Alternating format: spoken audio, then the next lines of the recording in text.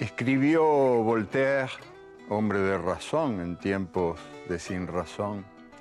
Los negros son inferiores a los europeos, pero superiores a los monos. Y su colega y contemporáneo David Hume admitió que el negro puede desarrollar ciertas habilidades propias de una persona, así como el loro consigue hablar algunas palabras. El sabio en anatomía Etienne Serre comprobó: los negros están condenados a ser primitivos porque tienen poca distancia entre el ombligo y el pene. Y el científico Louis Agassiz comprobó también que el cerebro de un negro adulto equivale al de un feto blanco de 7 meses. Toda Europa sacó jugo al tráfico de esclavos y el tráfico de esclavos necesitaba coartadas. La ciencia proporcionó esas coartadas y la religión también. Hoy voy a contarles, a mi modo y manera, algunas contrahistorias de los hijos del África.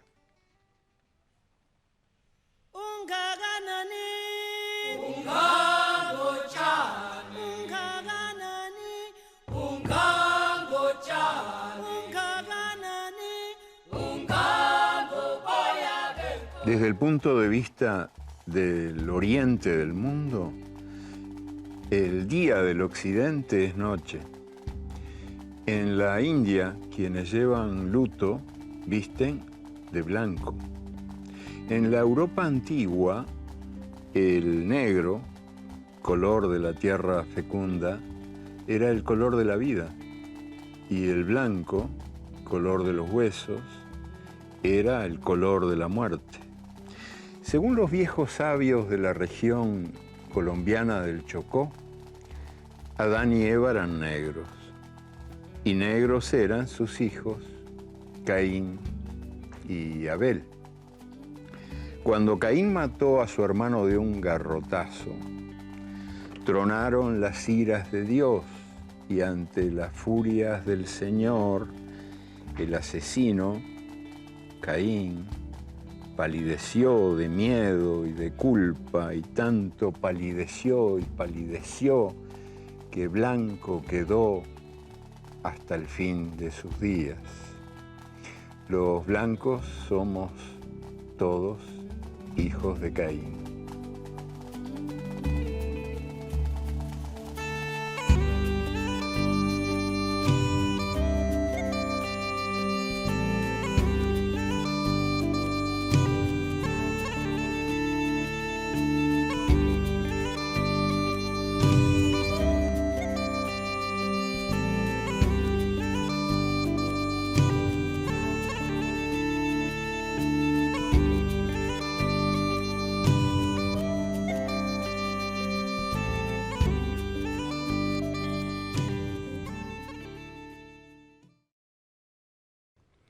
¿Adán y Eva eran negros?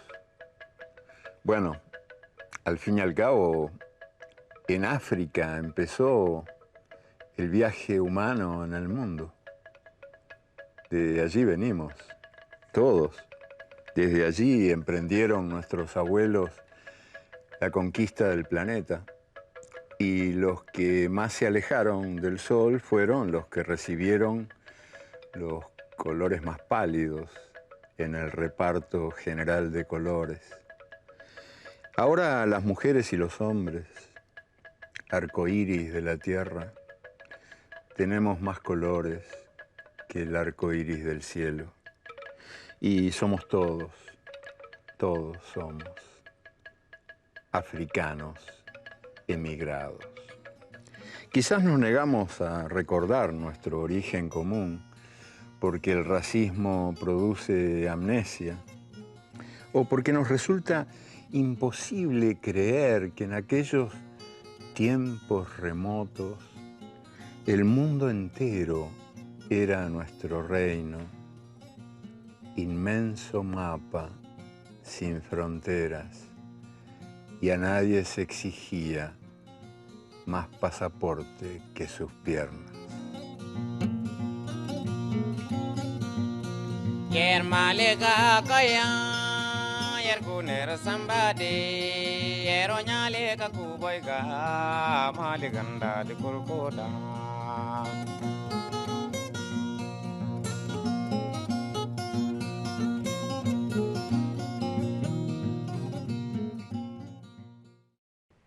Para muchos pueblos del África Negra, los antepasados son los espíritus que están vivos en la vaca que pasta en el campo, o en el árbol que crece junto a tu casa, o en el arroyo que está ahí nomás a la vista. El bisabuelo de tu tatarabuelo puede estar vivo en ese arroyo, ser agua de ese arroyo. Y también tu ancestro puede ser. Cualquier espíritu que en el mundo ande y quiera acompañarte en tu viaje por el mundo, aunque no haya sido pariente y ni siquiera conocido. La familia no tiene fronteras, explica una africana del pueblo Dagara, Sobufu Somé, que dice: nuestros niños tienen muchas madres y muchos padres, tantos como quieran. Y los espíritus ancestrales, según ella y según los suyos, los que te ayudan a caminar, son los muchos abuelos que cada uno tiene, tantos como quieras.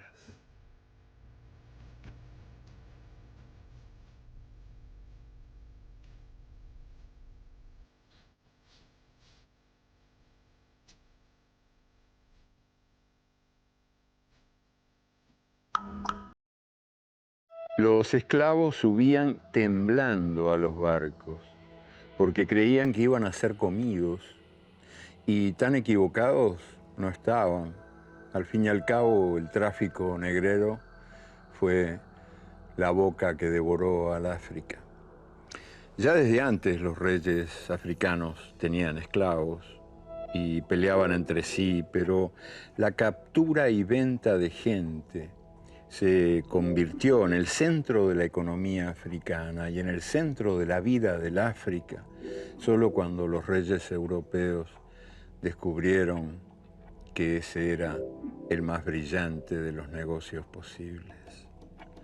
Fue a partir de entonces que la sangría de jóvenes vació al África Negra y selló su destino. Malí, por poner un caso, es ahora uno de los países más pobres del mundo. Pero en el siglo XVI era un reino opulento y culto. La Universidad de Tombuctú tenía 25.000 estudiantes. Cuando el sultán de Marruecos invadió Malí, no encontró el oro que buscaba, el oro amarillo, porque poco quedaba, pero se llevó oro negro, o sea, se llevó mujeres, hombres, niños. Y muchos de esos mujeres y hombres convertidos en esclavos habían sido escritores, escultores, científicos, médicos.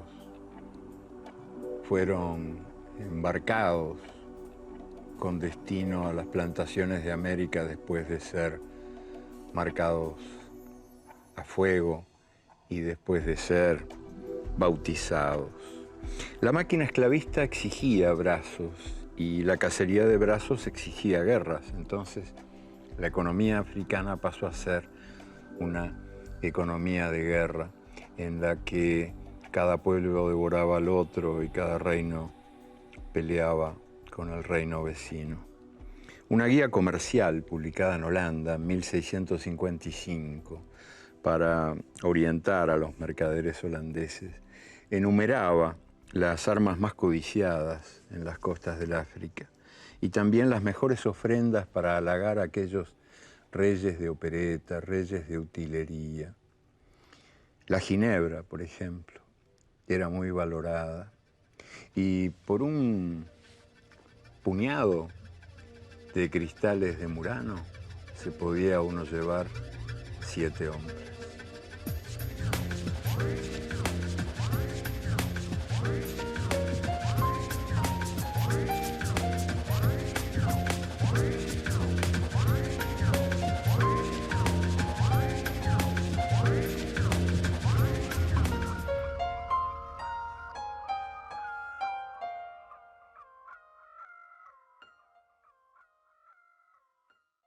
Nada de nuevo tenía la esclavitud hereditaria que venía de Grecia y Roma, pero la Europa del Renacimiento aportó algunas novedades.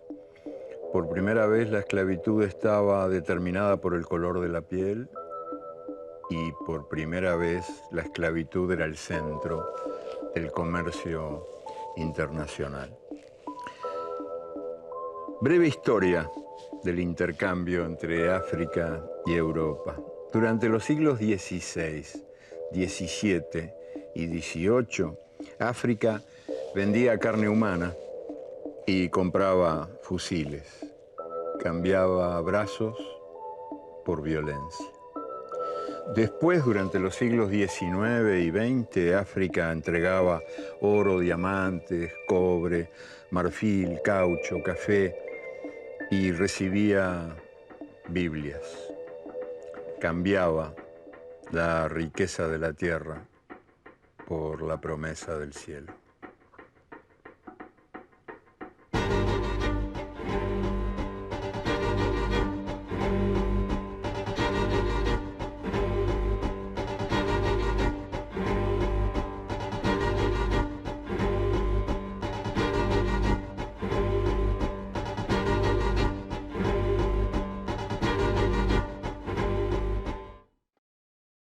El samba nació en Brasil, aunque tiene un origen africano inconfundible, y su origen lo marcó desde el principio como música indecente, como cosa de negros. Recién en 1917 hubo como un estallido del samba. El samba explotó en el Carnaval de Río y a partir de ahí ya fue incontenible. Aquella noche, Noche de Gloria, primera noche del samba en el Carnaval de Río, bailaron hasta los faroles de las esquinas. Y poquito después, un conjunto de samba viajó a París. Y París cayó rendido a sus pies. Nadie podía resistir el encanto, el embrujo de esa música de músicas, espléndida, contagiosa. Pero aquel éxito parisino no le cayó nada bien al gobierno brasileño. El gobierno brasileño, que ya había prohibido la presencia de negros en la selección de fútbol, puso muy mala cara ante el éxito de una música de negros tocada por negros que corría el peligro de convertirse en un símbolo brasileño que inducía a la confusión, porque ¿qué van a creer los europeos? ¿Que Brasil es un país africano? ¿Cómo es posible? El más músico de los músicos, fundador del samba, se podría decir, aunque otros hubo, pero el más fue Pichinguinha. Pichinguinha, negro, claro, jugaba tocando. Y jugando invitaba a jugar.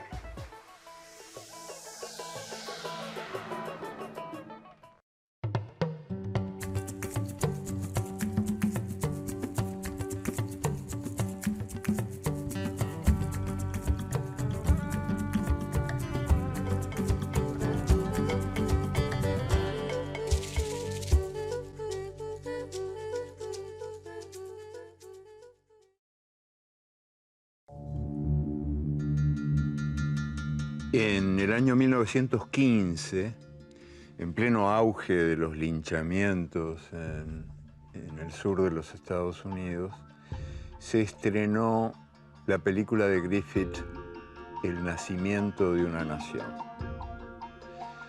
Este himno de alabanza al Ku Klux Klan fue la primera superproducción de Hollywood y el mayor éxito de taquilla de toda la historia del cine mudo. En ella se exaltaba a los enmascarados de túnicas blancas y blancas cruces, antorchas en alto, que venían a vengar la virtud de las damas blancas y el honor de los caballeros. El presidente de los Estados Unidos, Woodrow Wilson, estrenó la película en la Casa Blanca y Woodrow Wilson la aplaudió de pie. No era para menos, porque él era el autor de los textos de la película, que entre otras cosas decían que la emancipación de los esclavos había sido un verdadero derrocamiento de la civilización y que habían puesto al sur blanco bajo los talones del sur negro. Y el presidente Wilson también decía en la película, en los textos de la película, que el caos reinaba en la nación porque los negros eran hombres que ignoraban los usos de la autoridad excepto sus insolencias. Pero el presidente encendía la luz de la esperanza. Por fin ha nacido a la vida un gran Ku Klux Klan, decía la película, que culminaba con Jesús en persona que bajaba a dar su bendición.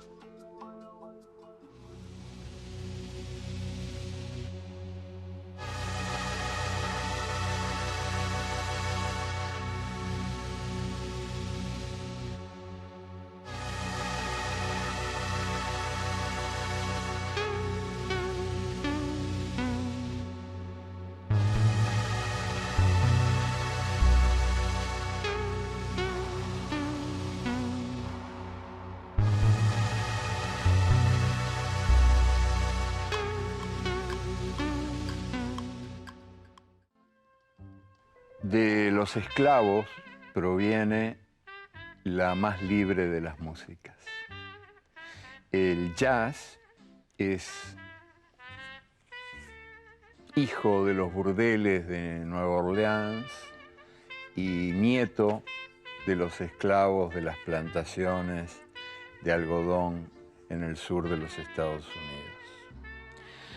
Unidos. Las bandas de los burdeles tocaban toda la noche sin parar, en balcones que los ponían a salvo de golpes y puñaladas, y de sus improvisaciones nació esa loca música nueva.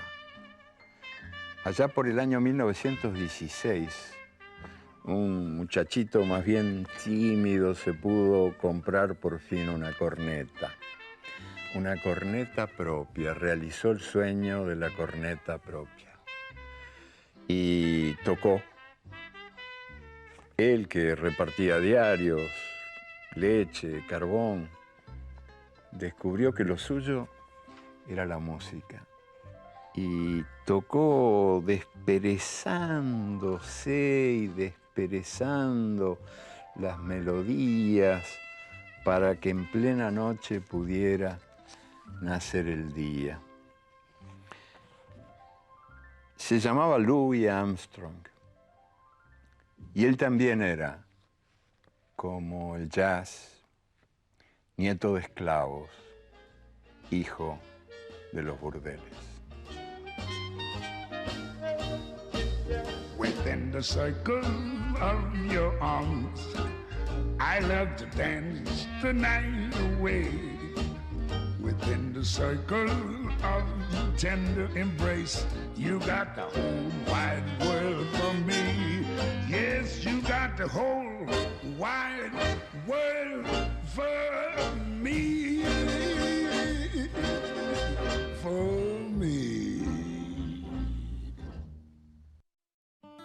En el año 1921, el presidente de Brasil, Epitácio Pessoa, prohibió los jugadores de piel oscura en la selección nacional de fútbol por razones de prestigio patrio.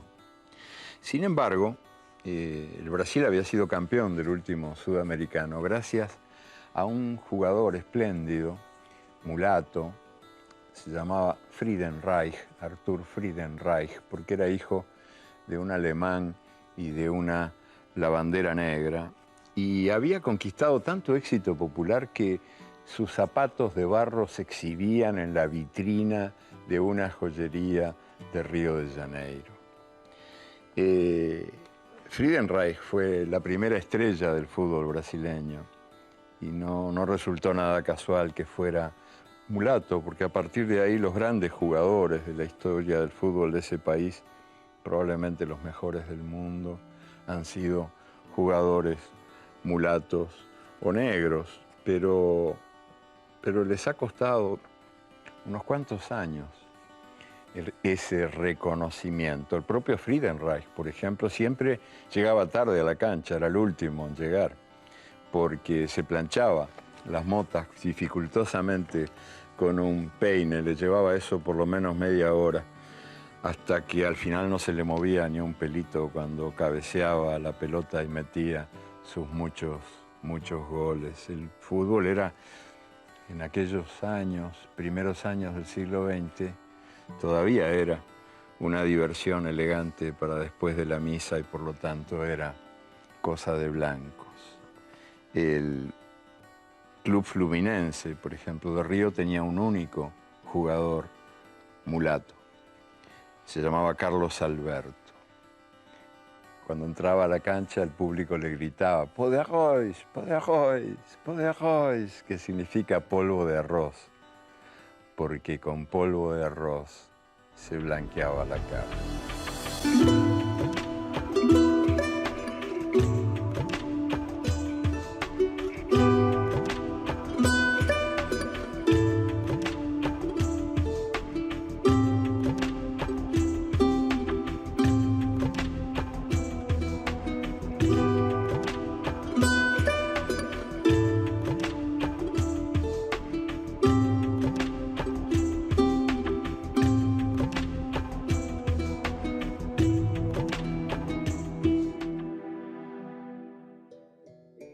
Allá por el año 1940, las investigaciones de un científico norteamericano, Charles Drew, hicieron posible el procesamiento del plasma y salvaron millones de vidas en la Segunda Guerra Mundial.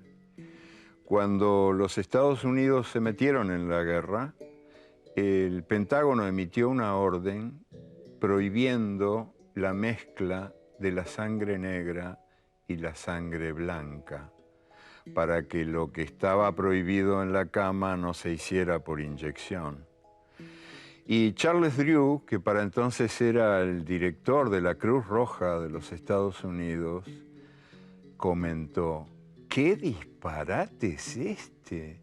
Sangre negra, sangre blanca, tal cosa no existe, la sangre es roja. Y entonces renunció o fue renunciado, porque Charles Drew era negro.